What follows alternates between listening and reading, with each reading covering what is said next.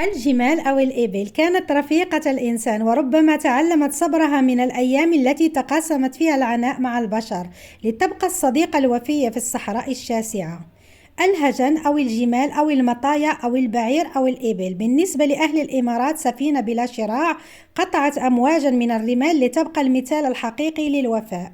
قبل ما نبدأ الفيديو، قناتنا تدعوكم إلى الانضمام إلى عائلتها، وذلك بالاشتراك في القناة ودعم المقطع بظروفي الشخصية أحتاج دعمكم واشتراككم أكثر من قبل كي نستمر، وشكرا للجميع.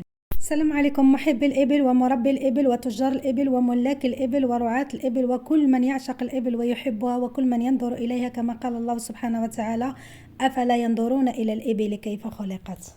عاشر الأحبة الكرام، رقبة الجمل مثال للتفاخر، فعندما يقول الرجل يا ليت رقبتي رقبة بعير، فهو يتمنى أن تطول رقبته بين الرجال لتصبح كرقبة الجمل التي تشير إلى العزة والكرامة.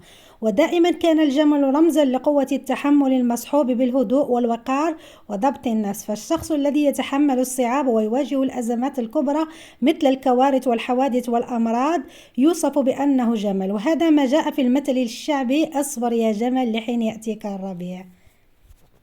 الجمل أو البعير حكاية إماراتية بدأت قبل قرون، ويعود الارتباط بينه وبين الإنسان إلى الحقبة الزمنية التي كان يمثل فيها هذا الكائن أحد أهم طرق التنقل، ولربما كان الجمل ذو السنام الواحد الأكثر انتشارا في محيط الدولة، وهو ما يعرف بالجمل المحلي، وله العديد من السلالات المختلفة والمتنوعة.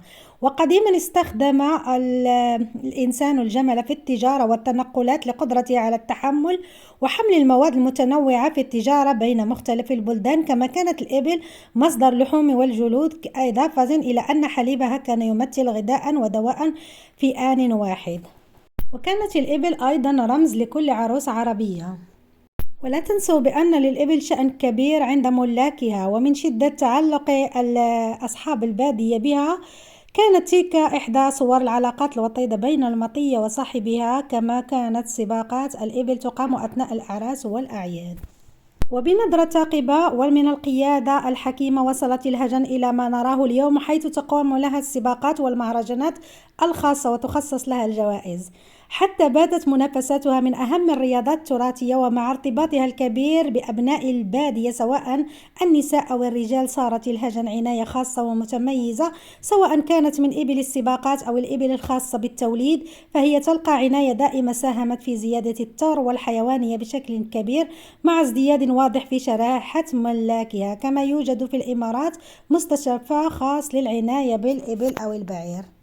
يحظى الجمل بمكانة كبيرة في التاريخ الشعبي الإماراتي، وهي الثقافة الشعبية، ويحمل دلالات خاصة ويساهم في تكوين هوية وشخصيات الشعوب، ولهذا يرتبط علماء الإنسان بين صفات كل مجتمع والحيوان المستأنس في محيطه، إذ يكتسبان الصفات والطباع نفسها.